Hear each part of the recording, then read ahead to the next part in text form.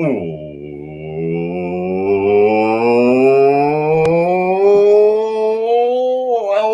into the DNVR Rockies podcast, brought to you by Strava Craft Coffee.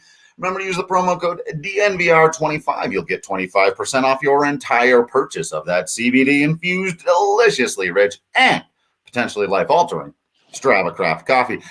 I'm your host, Drew Creasman. I'm the managing editor of DNVR Rockies. With me, as always, is beat writer Patrick Lyons. And on this episode, we get you all caught up. We keep you, in fact, abreast of all that is going on around Major League Baseball as we enter the final stretch of play. As the great horse race announcers of days gone by used to say, and one of my favorite phrases in all of sports, even though horse racing is weird, and down the stretch they come. How we feel? Very exciting. It's a very exciting time in baseball, whether you're a Rockies fan or otherwise. We're getting to fall. It's getting cooler. We've talked about the foliage changing, which is wonderful. And here comes today's episode, foliage. Important games, man. I'm really getting psyched to this idea that we could have a game 162 for the Rockies. Yes, a game 162. Right. We need to brand that. Let's see. Teddy Bridgewater shirts have already, I'm sure, close to selling out. We need a game 162 to possibly commemorate it. But that's the season that we're in, the one in which every game is worth 2 to 3 times as much and is that much more valuable. Every at bat, every pitch comes with that much more weight. And here we are. It's not just for the wins and losses of the postseason. It's also for your MVP, Cy Young Award, Rookie of the Year. It goes to the umpteenth degree. It's an exciting time. It's all up in the air. Well, maybe not all of it. There are a few things that have been decided. But let's go ahead and jump into it. Starting here, of course, in our very own backyard. And, well, with the upcoming baseball that we are about to watch in the National League West, it is still an absolute hot contest between the Dodgers and the Giants. Of course, the Padres have fallen completely out of any talk of winning the division, and we'll get more into the Padres situation in a minute. But for right now, the Giants at 97 and 53, the Dodgers right one game behind them at 96 and 54. This thing is up in the air. The Dodgers, of course, have done this with a run differential of plus 249, which is absolutely absurd.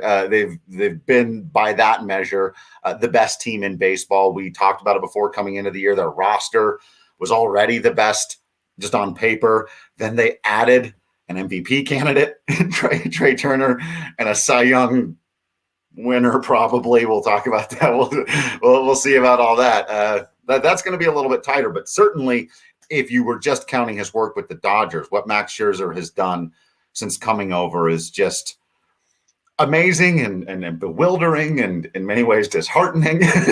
But there it is doing the thing. So one game separates these two teams as the Dodgers are about to come into here at Coors Field, and then the Giants right after them. This is going to be tight. I think this is going to go down to the last couple of games of the season here. As much as it's easy to fall back on the overall talent of the Dodgers, at some point the math catches. There's only so many games to play, and the Giants aren't losing. They're both coming over 100 games here, right? Oh, unquestionably, yeah. On paper, the Dodgers have been better with the plus 249 run differential. So they should be 7 games better than the Giants.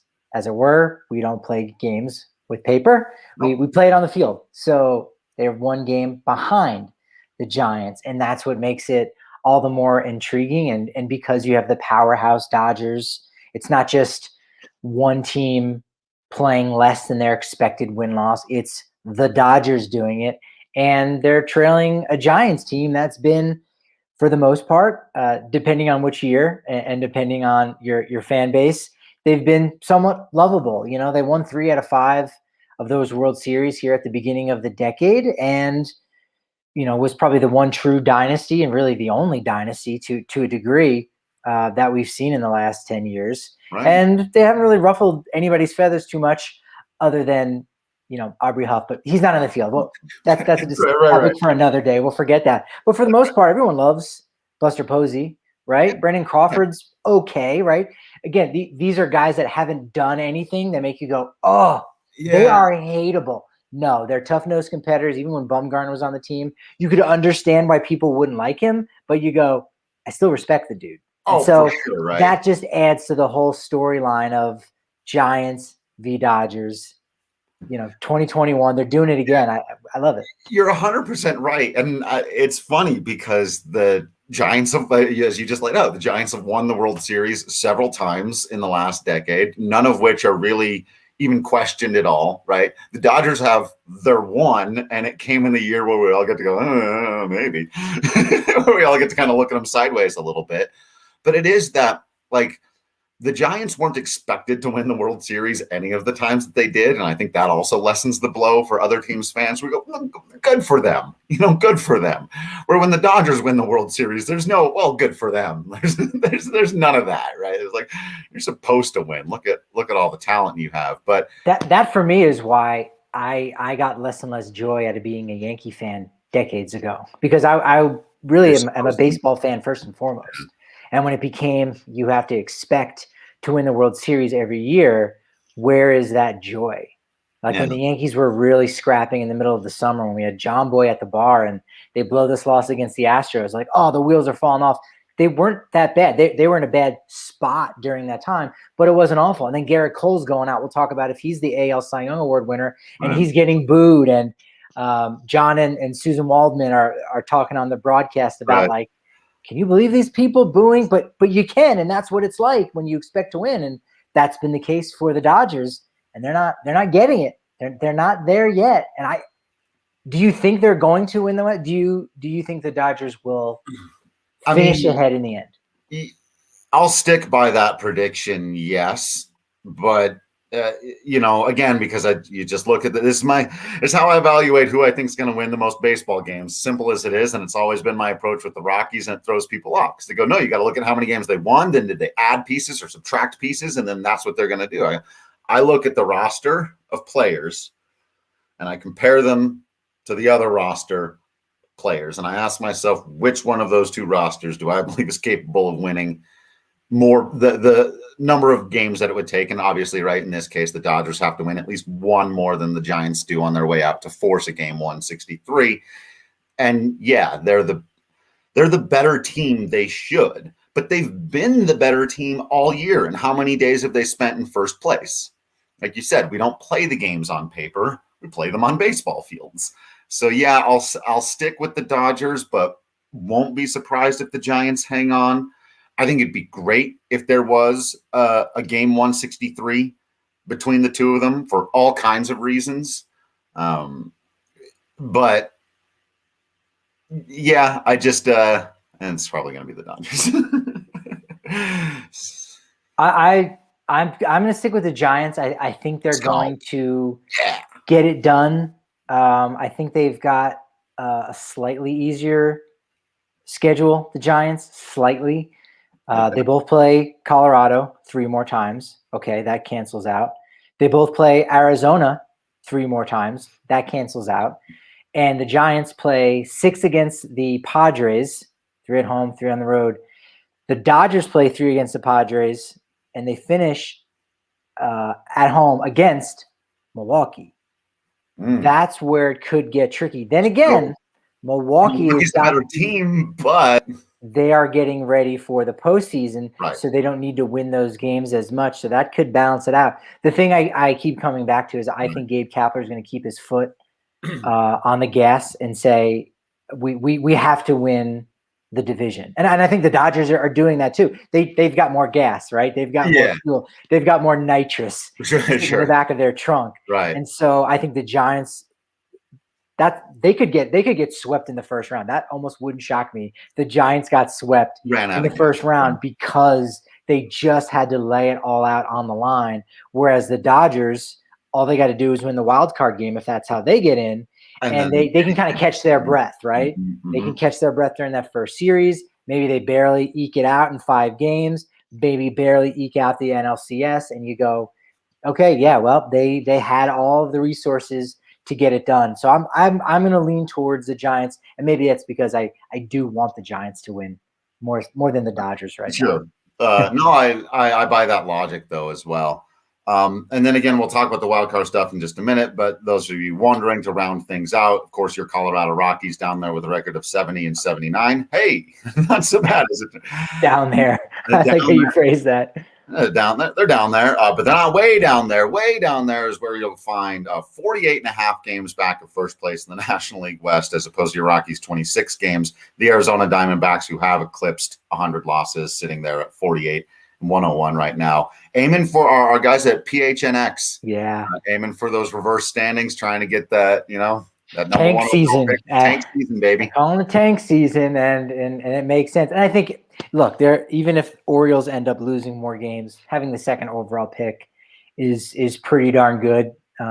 It's surprising, like, how much less money you get for the second pick than the first, but still, you have so much freedom to just have whoever you want. You can have the seventh best guy in the draft by most people's accounts, but now you've got that much more money that you potentially saved, that you can go to other guys, convince guys to sign with you versus go to college. So yeah, the Diamondbacks it's an interesting perspective, to say the least. So I'm looking forward to catching up with the PHNX guys and to see how well people are enjoying that, because that's the conversation you and I have had for so long. Right. Is like, okay, again, on paper, Giants and Dodgers, the paper versus reality. On paper, if you're not going to be good at winning, be good at losing, and help your future out.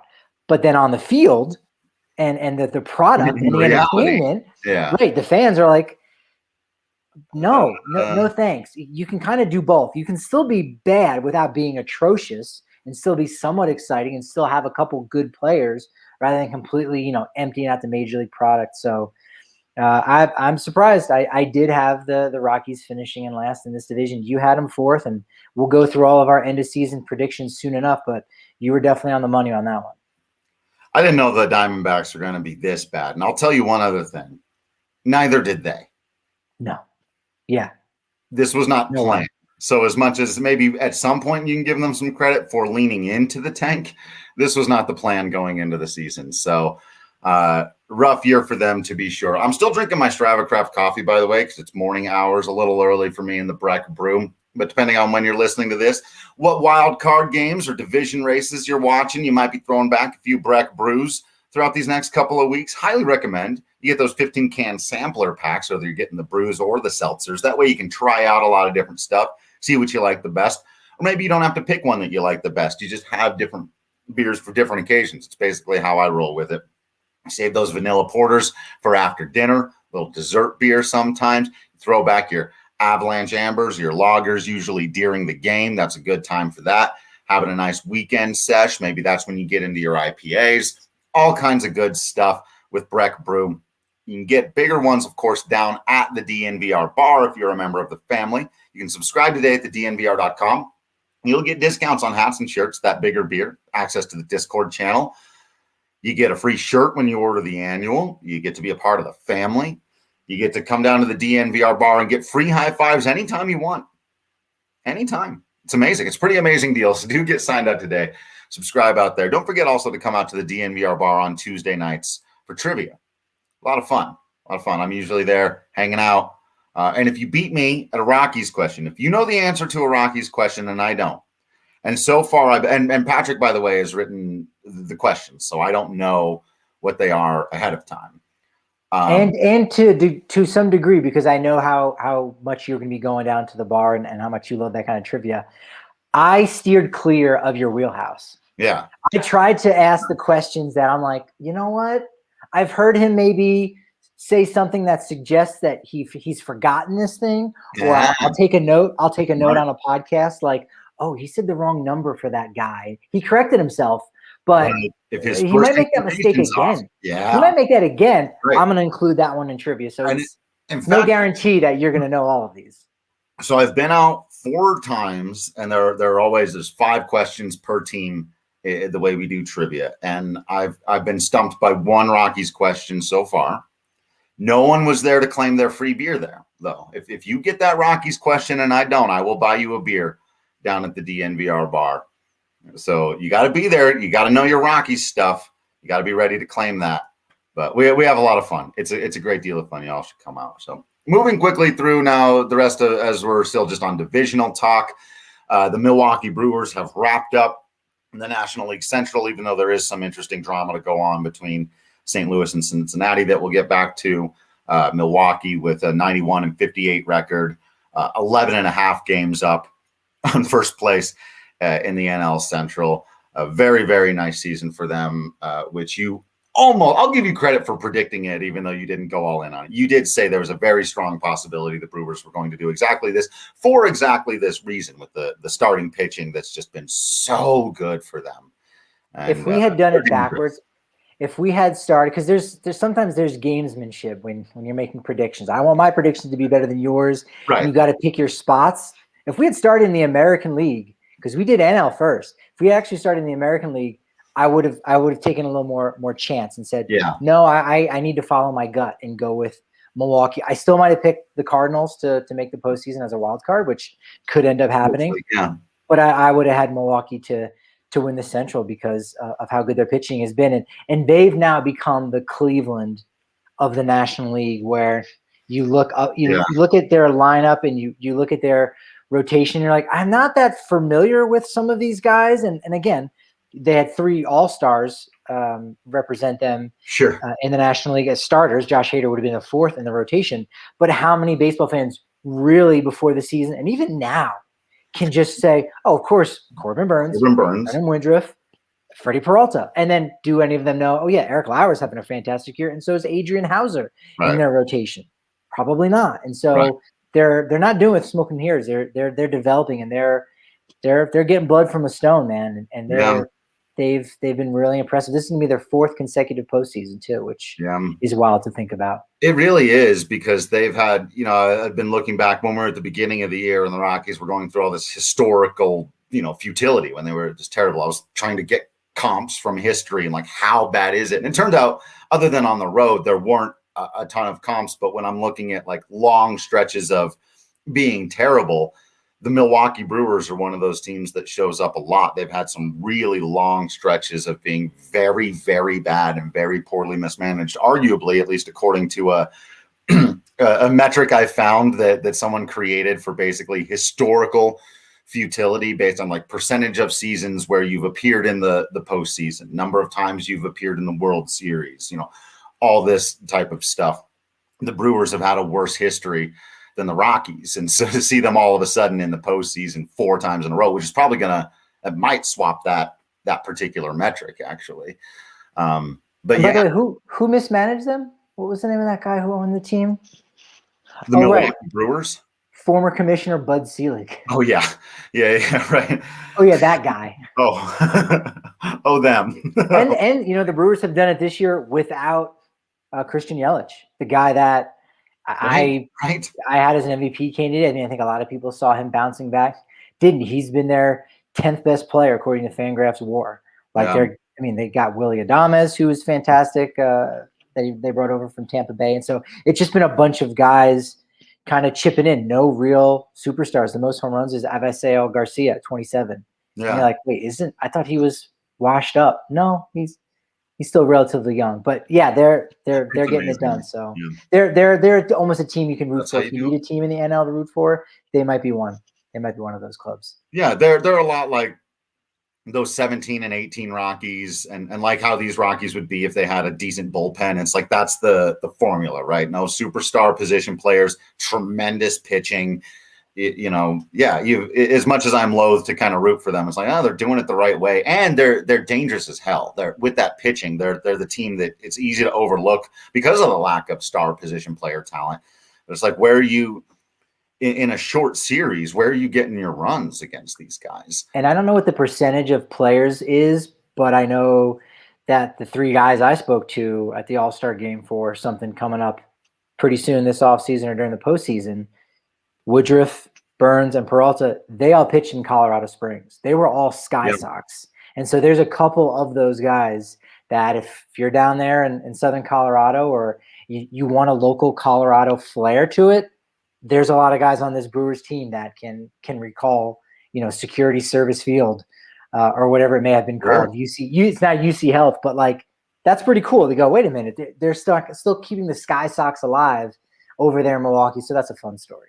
The only thing I'd be concerned about if I was a Brewers fan going into the postseason right now with the pitching is just the inexperience. It's the one thing. You get to that postseason's hole, they've been great, but if that moment gets to you when one of those guys just has an off game or whatever, but beyond that, whew. All right, out east, it's just been an absolute shit show and just a total mess in the National League East. We have mostly joked, but I have at least somewhat seriously suggested that if the Rockies were in the NL East, they'd at least be in a competitive spot right now. Because Washington has obviously just been terrible, and then they leaned into their tank. Miami has been out of it all year, despite them being kind of a trendy, popular pick to be a bit better after their postseason appearance in the short year last year. The Mets, as we've well documented throughout the year, have totally fallen apart in pretty hilarious fashion, if I do say so myself. But Philadelphia suddenly, despite getting trounced by the Rockies just a bit ago, not out of it. Still just 2 games back of Atlanta, who has surged in the second half after a good trade deadline for them. But 76-73 record for the Phillies, 77-70 record for Atlanta. Plenty of chance there for the Phillies to make a late run, and that's where, Patrick, as you talked about, if this math works out a little bit for us, Philly can stay hot and Atlanta can cool off just a little bit. The Rockies may be forced to play a game 162. Game 162. Game 162. And there's a scenario, too, that I hadn't thought about until today, sitting down and doing some pre-production, is that so there's really one wild card up for grabs. I mean, not really. Literally, right? Because both Giants and Dodgers have clinched the postseason, so that's the first wild card is already pretty much off the table. Right. And so St. Louis, let's say, gets the second one, and right now I think they're in position to do that. They've got 79 wins. Cincinnati has 77 wins. They do have 3 more losses than Atlanta, but they have the same amount of wins. So you could have a team that finishes 6th theoretically in the standings, right? And they miss the wild card. And they actually have a better record than the first place team in the NL East, which is totally wild to think about. And to your point, which that may also need to be a segment. I know I say that a lot. I might need to break that. If it's let's see, it's 11 a.m., but you may have to take a shot on that. But to your point, the Rockies 17-12 against the NL East. So that's been their best division. And even before the road trip where they really helped their cause out, they were still, I think, a game or 2 better than 500 going into this. Obviously not the case against the Central and the West, 10-10 in interleague play. So and if they were in the NL East, they might be there. They might be something. It is kind of funny to watch the way this division, which before the year, a lot of people convinced themselves is going to be really, really competitive. It's just turned. It is really competitive. I'll give you another crack at it. Go ahead. It's going to be really good. One of the better divisions in the good and competitive with the other divisions, not just with themselves, right? And so totally. I thought it was going to be. I did too.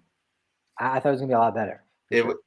As much as the Mets are the Mets, it was hard to deny. And we all went against picking them to win the division precisely for that reason. But the talent, again, I look at the roster, I say these guys should be capable of winning X games. And they really just didn't, So, and then as you were getting into there, the first wild card will come out of the National League West. We're just waiting to see who that'll be. And then after them, it really is a tight cluster. 3 teams basically in a dead heat with each other. Cincinnati, so St. Louis, you said, is in the spot. They've gotten hot, so they're in the spot right now with 79-69 record, 10 games over 500, 3 games up on this next cluster of teams. And it's the Cardinals. But just to give you the rest of the race here, Cincinnati right behind them at 77-73. The Phillies have gotten back into it, 76-73 record, and the Padres also at 76-73. Despite them having been so disappointing as of late, are not out of it yet. A healthy finish to the season could get the Padres right back in there. So what do you think, Patrick? Who you got? Got to take the hot hand right now, which is St. Louis. So I think they're going to be the ones to do it. You're waiting around for Philadelphia just far too long. The wheels have fallen off in San Diego, and I think they've got a harder stretch of games too coming up. As we said, playing against the 6 against the Giants, 3 against the Dodgers. So that ain't help. That's not going to help at all. So I think you'd have to take St. Louis. I haven't seen enough out of Cincinnati right now, and they're trending the wrong way. They're 3 games back. I don't see how they're necessarily going to snap into it. It can happen, right? I mean, 3-7 in their last 10. They need a change of direction where St. Louis just needs to maintain. They've already figured it out, right? Yeah. St. Louis has already done it, and that will be interesting. Cardinals against either the Dodgers or the Giants. But what will end up happening is Milwaukee will have a nice layup because whoever wins the West is going to have the best record in the NL, and they're going to play the winner of the wild card game, which means the Central and the East are going to play each other. So Milwaukee's should have a real easy route. Yeah. Right? Unless Atlanta or somebody else gets hot. Yeah. Atlanta's still a scary team I'm not excited to play in the postseason, but if you're Milwaukee and you get to pick a team between the Dodgers, the Giants, the Cardinals, you're definitely taking that. And that's a fun matchup. That's the Hank Aaron Cup right there. You got Atlanta and Milwaukee, right? The 2 teams he played with. And again, Atlanta came from Milwaukee, before that Boston. So that's a fun little tie-in. That'll be cool seeing those 2 teams against each other. So our updated predictions, I've got the Dodgers winning the West. Patrick has the Giants, which means I've got Dodgers Cardinals for the wild card game. Patrick has Giants Cardinals. Either way, the other way around. Oh, did I say that backwards? Yeah. Okay. Dodgers Cards. I've got Giants Cardinals playing the wild card game because I've got the Dodgers winning. I did it backwards. You've got the Dodgers and Cardinals, which I do think is the better wild card game. I don't know why. Also, watching the Dodgers have to play 1 game for their season is just funny. It's just objectively funny, right? Isn't it?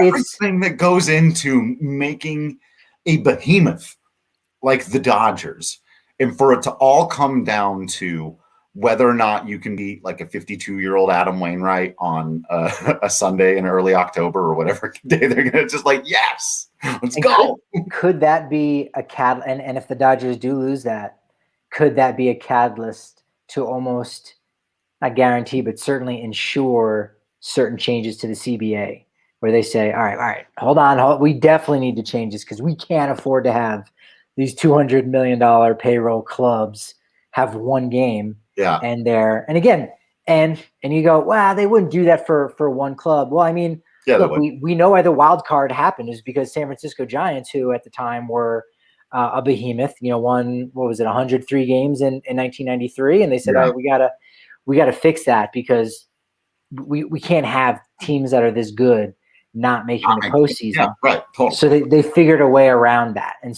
again, I don't think it would be a bad thing. I don't think it would necessarily be a bad thing if they fix that, but it could certainly ensure that something like this won't happen again, especially in the same year in which you could have a team who doesn't even get the wild card having a better record than the NL East division winner. So that could get wild. I'll give you this. We got a new game now, the Too Sweet, the wild card game to end the Dodgers this year. I'll give you a Too Sweet prediction, Ben, for that and for rolling forward, how it could impact everything, because I like where your head's at there, Patrick, and I want to extend it a little bit further. But I also want to hop on the DraftKings Sportsbook app sometime soon and place a few bets so I can make a little bit of extra money. Always a fun time. Even if you're not making extra money, even if you're not winning on your bets, making a few at-bats a game more exciting, or if you're watching football, every time your team that you need the over on scores, it's that much more exciting. Whatever it is, man, the DraftKings Sportsbook app makes it a whole lot more fun and definitely more lucrative because, if you're just sitting there watching sports, then you're not making money on it. But you can do that with the DraftKings Sportsbook app. Lots of great stuff on there. Y'all know I'm a big home run bettor. You can find your kind of thing. That's the other thing I like about it. There's so many different things that they let you bet on. You can kind of find the thing that you know, the thing that you like, the thing you feel like you can predict. The over-unders on how many runs are going to score in a game. It's a hot day at Coors Field, a couple of mediocre pitchers. I'm going to take that over I've seen enough baseball games. No, that kind of stuff. It's not just random guessing in the dark. You get to use your baseball knowledge, your sports knowledge, and have a bit of fun with it. Make a little bit of money. So download the top-rated DraftKings Sportsbook app now. Use promo code DNVR. You'll receive $150 in free bets instantly when you place a $1 bet on any football game. It's promo code DNVR to get $150 in free bets instantly this week at DraftKings Sportsbook, an official sports betting partner of the NFL. Must be 21 or older, Colorado only, new customers only. Restrictions apply. See DraftKings.com/sportsbook for details. And if you have a gambling problem, call 1-800-522-4700. The only line that you've got right now is winning or losing against the Dodgers, Rockies-Dodgers. Going into tomorrow, it's Senzatella plus 195. Ooh. I might have to play it safe this week. And say my DraftKings Sportsbook pick of the week is for Tuesday night, Dodgers-Rockies, under 10.5 runs. Ooh, I like that. We've got Julio Urias, who's very good, fantastic as of late, and Antonio particularly Senzatella. good against the Rockies.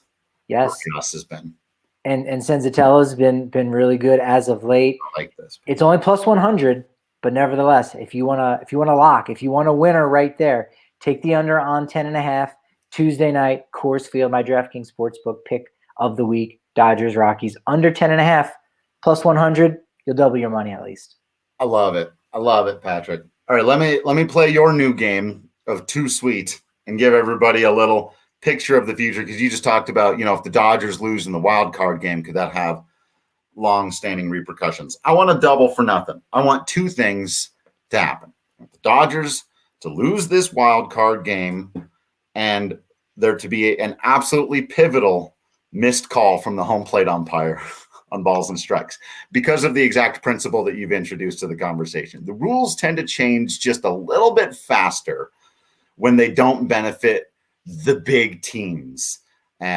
For evidence of this, look no further than Buster Posey and the changing of you can't run over the catcher rule.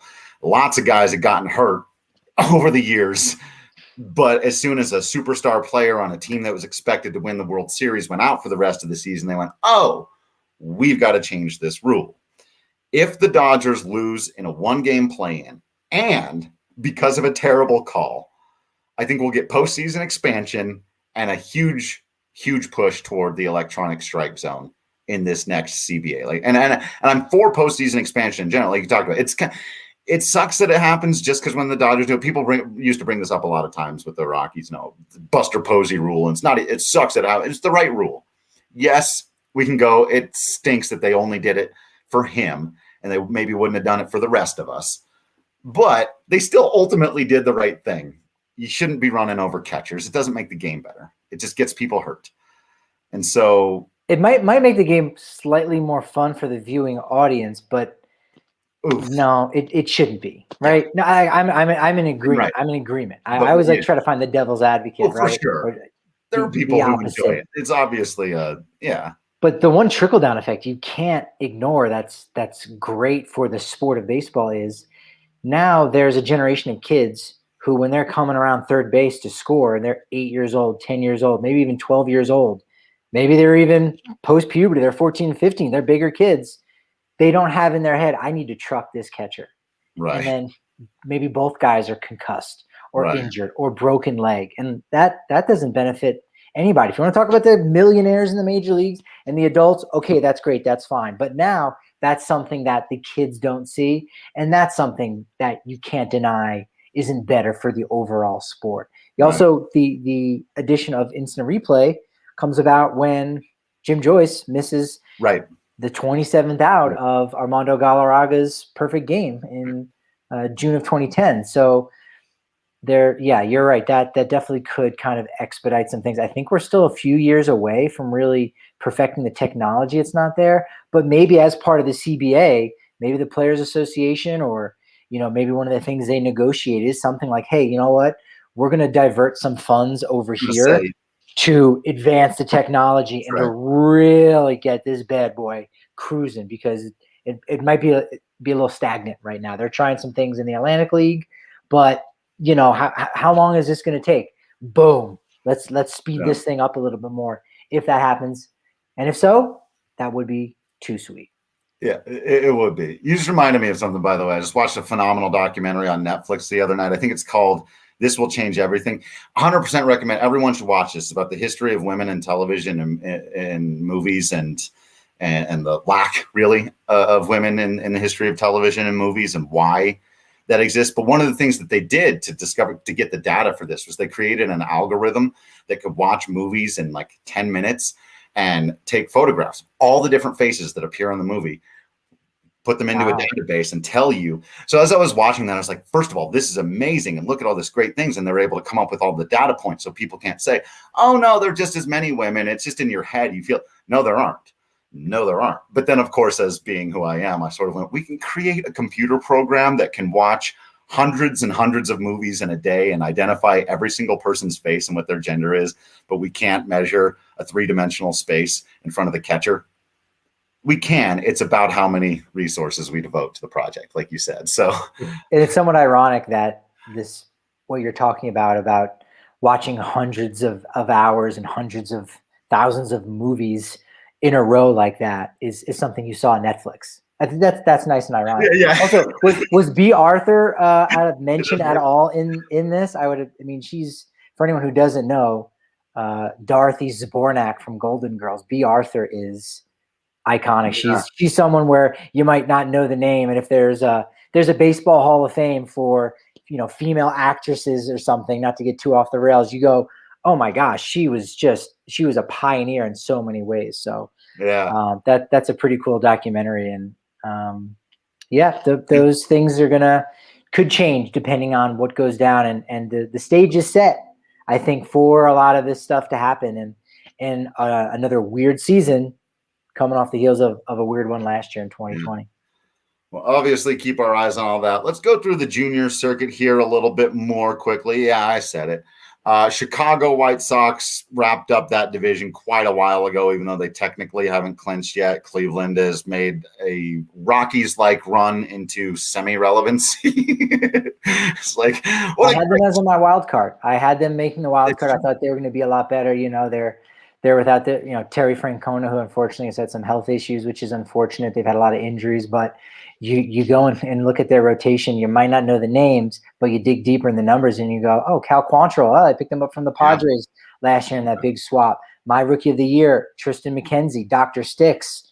He's been fantastic, and you kind of see that potential, almost Dontrelle Willis-esque. Like he's got a little vibe to him. So Cleveland's been exciting, but yeah, the White Sox, they haven't necessarily, like you said, run away with it, but it's their division. They're good. They've got the Central locked up. And I almost like that they didn't stay hot all season. If you want them to go on a postseason run and mess things up in the American League here, that they've just kind of been steady in the second half, I think is okay. They're at 85 wins, but they don't need to win 100 ball games or whatever. They just need to. They're going to win their division pretty comfortably here. Like you said, Cleveland, and then Detroit hasn't been as terrible as we potentially thought, or as they were early in the season. Again, a very kind of Rockies-like run into mediocrity here with a 72-78 record. And then Kansas City and Minnesota have been awful. And in the West, it's been close between Houston and Oakland. Oakland's 6 games back. I don't think they're going to get it done. Seattle's 8. Seattle's been an interesting story for everything that the Dodgers have been with their plus 200 run differential, and yet they're about 5 games worse than maybe what they should be. The Seattle Mariners should have a worse record than the Rockies, and yet they're in the hunt for the wild card. They're at negative 62 run differential. That's amazing, mind-blowing. But Houston's going to get it done in the West this year, and they're probably already the favorites next year too. Yeah, 12-game difference between what Pythag has them at and what they're actually at. They're either really, really good at all the little things, like we've seen the Rockies do that in years past, where your defense and your clutch hitting ability and your bullpen and your starting pitching is all good. And so you basically spend every game waiting for someone to come up with that one big hit, and they do, and that's why they win the games they win. And then the games you lose, you just get blown out because you don't have that stuff. Or they're getting especially incredibly lucky. But I would actually bet, having watched them play a bit more this year, because we've seen them in interleague, and we had talked about their crop of young talent, that it's much more the former than the latter. So a lot of fun things to be looking forward to. Potentially, those Seattle fans have heard that before, so we'll see. And then the Angels continue to be one of the most frustratingly mediocre teams in baseball history. Just, oof.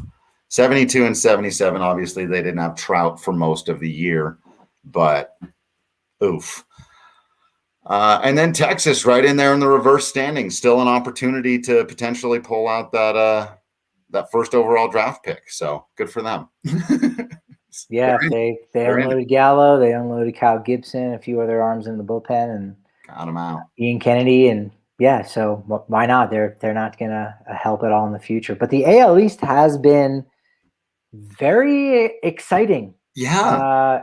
Besides Baltimore, who's just trying to bring everybody down with their 102 losses, but I still think it's Tampa Bay's division. They're ahead 6.5 games. Yeah. Atop Boston, who I thought Boston was done. They had a really bad stretch. I thought they were going to fade and fall out and be gone, but nope.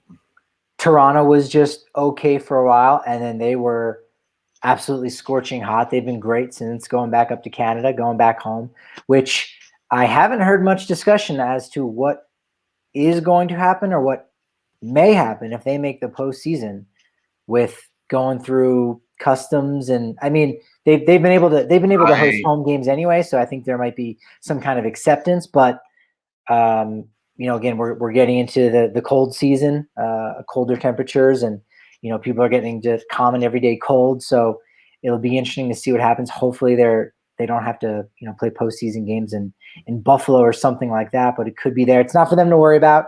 They're in the hunt, and then you got the Yankees in fourth place, who are all over the place, but are still only a game and a half back of the wild card.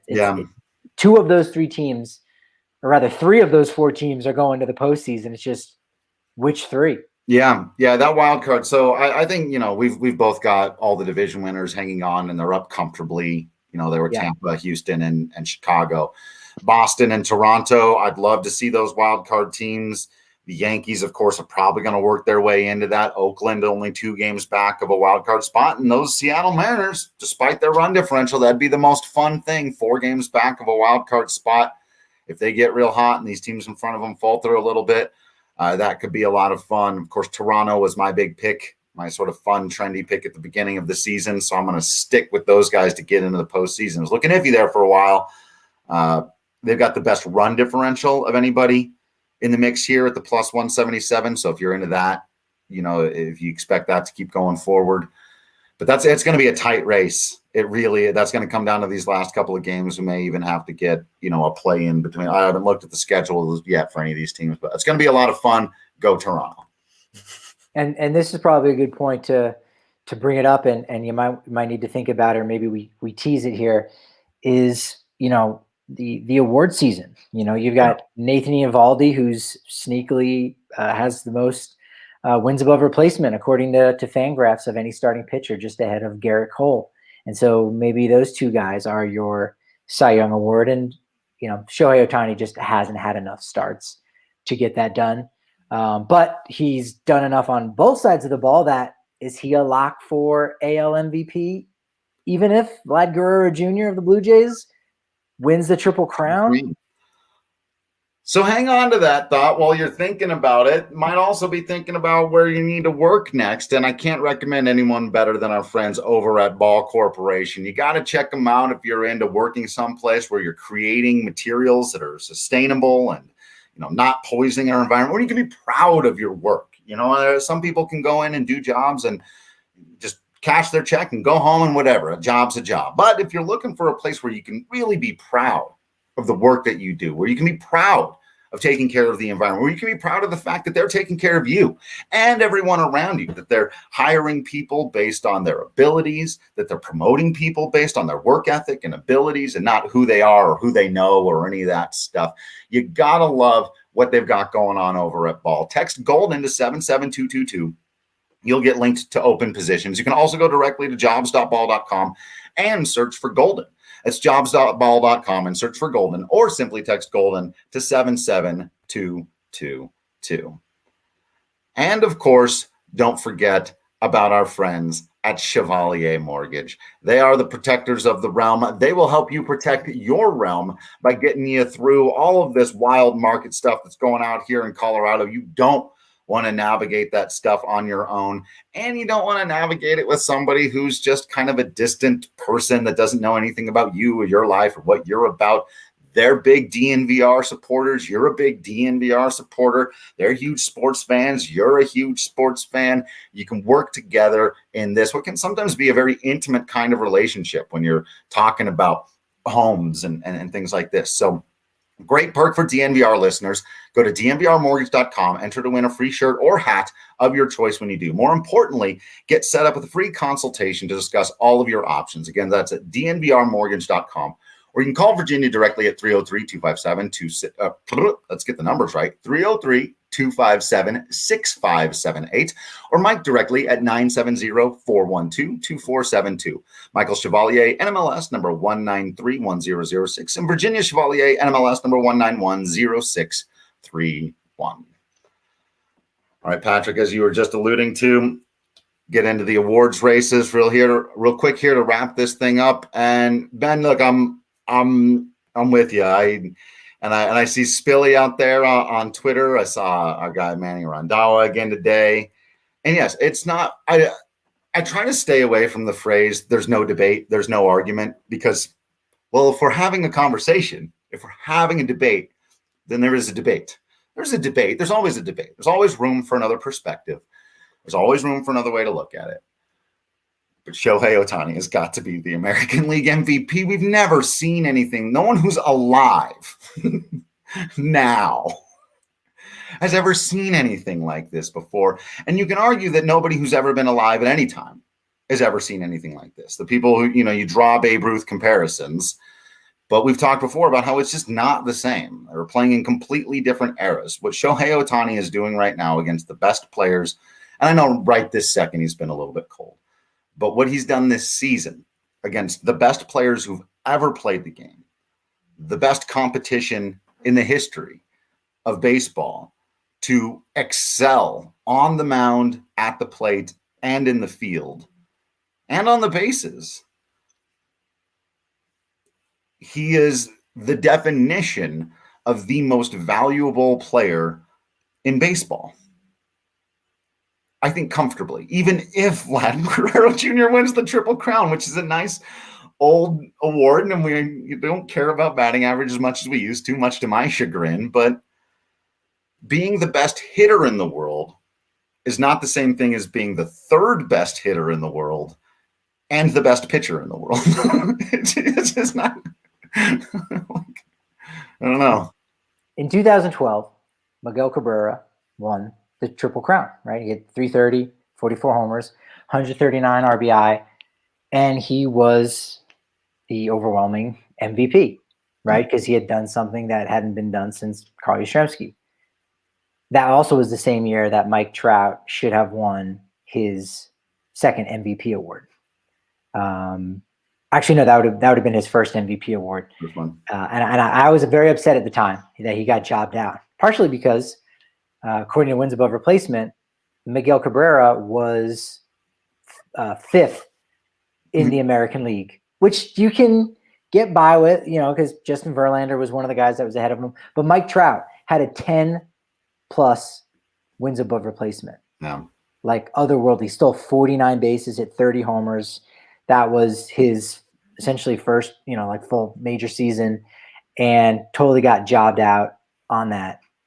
Conversely, 2 years earlier, in 2010, Felix Hernandez, he won 13 games. Meanwhile, CC Sabathia won 21 games. And who won the Cy Young Award? Felix Hernandez, because he had higher wins above replacement.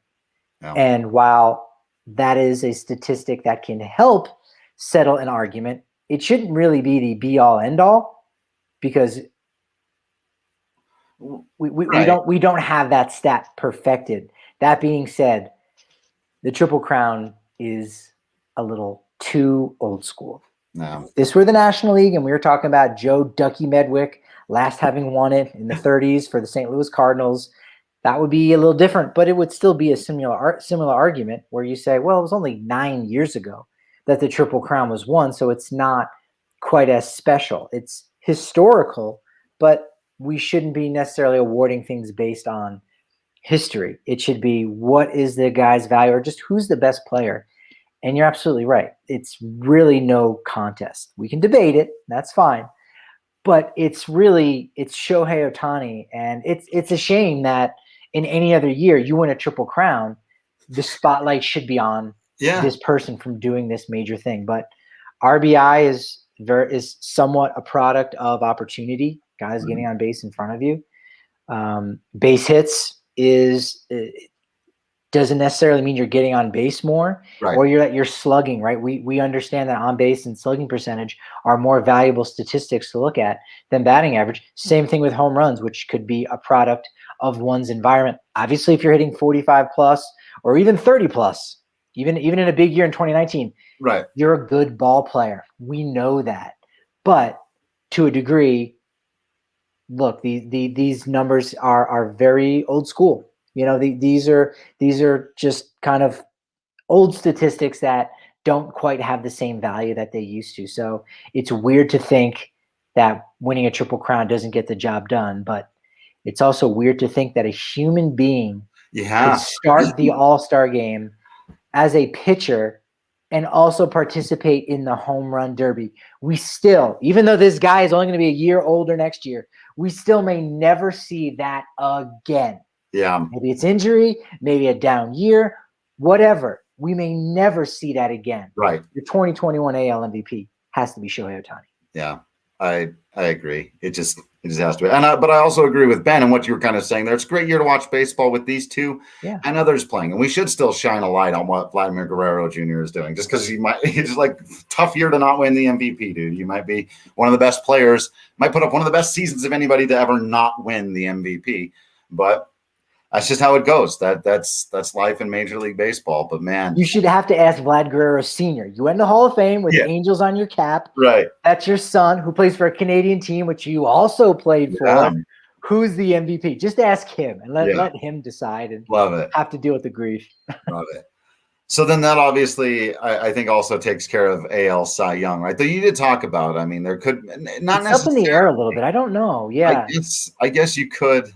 I think it's still Garrett Cole's award to lose, even though, again, Eovaldi has higher wins above replacement. But that actually shocked me a little bit. I knew he was having a very good season, and he probably would have gotten some third place votes. But for him to kind of be at the head of the pack is a little bit surprising. Yeah, him and Zach Wheeler, who I've always known as a very good pitcher, but one of those guys who I wouldn't say, he'll be like the third best pitcher in the National League this year. Like, he's very solid, and it never worked out for him the way the Mets wanted it to for most of his career. He was decent, but never the star there that they were hoping. Well, now he is. You could have 1, 2, 3 all in the AL East because Robbie Ray has been the leader of the Blue Jays pitching staff. So I really think it could be the next 2 weeks who has the best starts and who potentially lifts their team. It's almost like a value thing. It's an MVP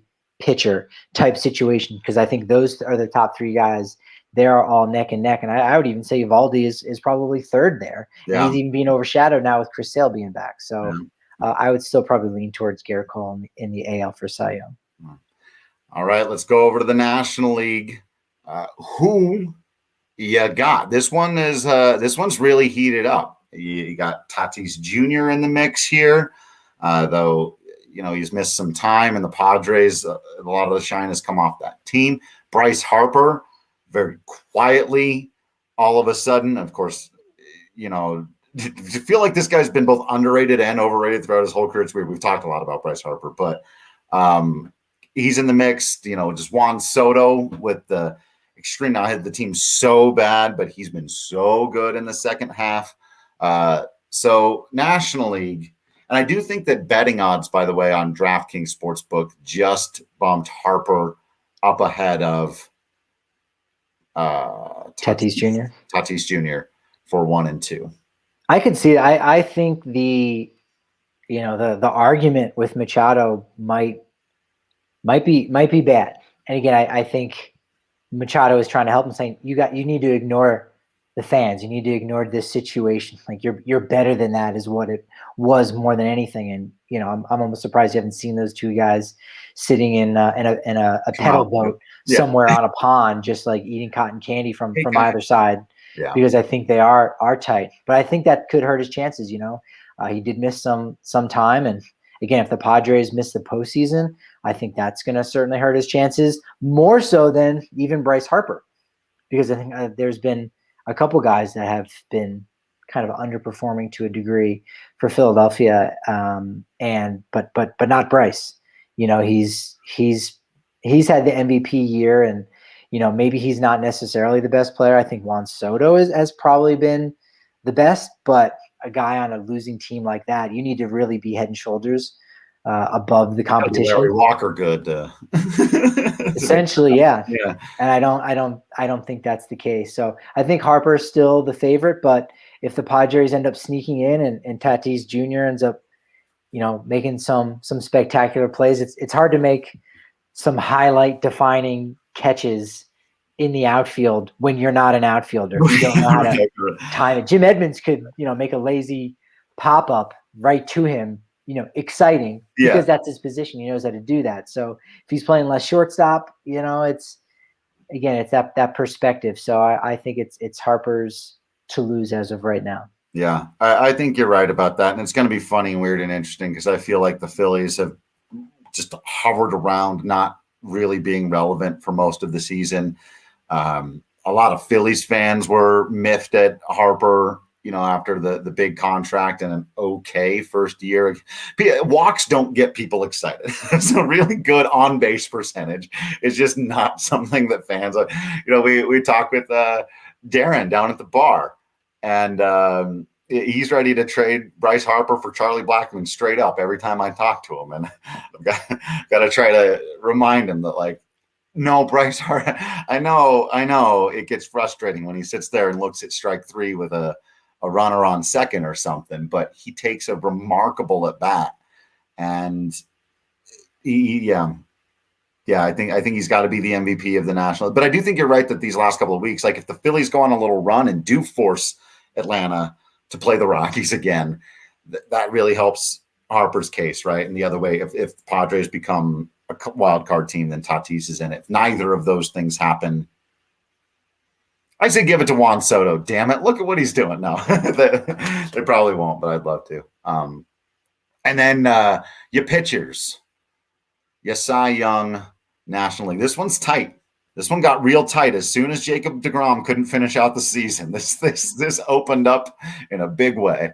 That was one of the biggest reasons why I stayed away from him in a lot of the postseason picks is for the injury concerns, which is just such a shame to have one of the most exciting players and exciting pitchers to not be able to do the thing he's so great at. And you got to hope for a recovery and he doesn't continue to kind of look like our generation's Sandy Koufax, right? Right.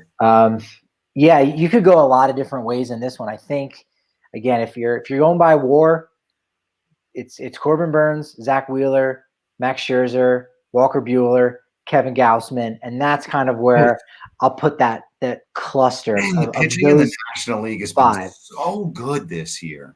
And the difference between first and fifth with Burnes, he's 2.5 wins better than Gausman. And so you're like, okay, he's kind of, according to that metric, been the best, but everything that Scherzer has provided the Dodgers. And again, remember, he stayed in the NL, so he has that advantage. Whereas, someone like Starling Marte, he's only impacted the Athletics for part of the season, so he's not really gonna. You don't get the benefit from that in any capacity. So I think I almost like Scherzer to have enough of that. I mean, one of the reasons why Dave Roberts selected him to start the All-Star game was for that prestige and that thing on his Hall of Fame plaque, which now with 3,000 strikeouts, that's something that's there. And Corbin Burnes, younger guy, you go, all right, hey, do it again. I mean, you're still going to finish top 3 in the Cy Young, but let's give it to the guy who's been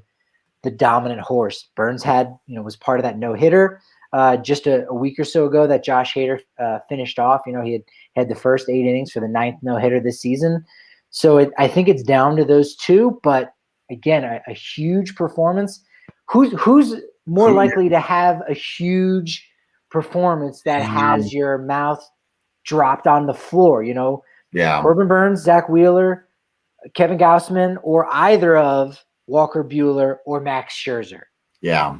It's going to be Scherzer or It'll Buehler. be Scherzer. One of those two guys, right? And I think you'd have to lean towards Scherzer, just bolstering his case and what he's meant, especially if the Dodgers end up going ahead of the Giants too. That could be a factor in this, which, for better or worse, you look back on it 20 years, you're not going to remember the details of it all. You're just going to look at the numbers and go, yeah, but Corbin Burns was clearly the best pitcher that year. Why didn't he win it? Yeah. That's just kind of what happens when it comes to this. Is there's storylines involved in it. It's not, you can't necessarily just look at numbers. Maybe we should, but we're human beings and we can't just look at numbers. Right. And what numbers do you look at? What numbers do you value? To all of us, we value different numbers. So because with these two guys, it really is. It's so close. With Burns has the 2.34 ERA on the season. He's leading the league in FIP, fielding independent pitching, with the 158, which is arguably the most important stat for these kinds of things. He's been best in the league in terms of not giving up home runs. He's been best in the league in terms of not issuing walks. And he's leading the National League in strikeouts. So the peripheral, strikeout per walk, not allowing home runs, and fielding independent pitching, Corbin Burns has been the best pitcher in the National League this year. However, Max Scherzer is leading the league in actual ERA, and this is between both teams, with 2.08 on the year, and ERA plus, adjusted for the league at 1.94, just ahead of Burns at 1.81. What blows my mind, Patrick, is like we talked about, this 58 inning stretch with the Dodgers, where he's got an ERA of 0.78, an ERA plus of 5.19.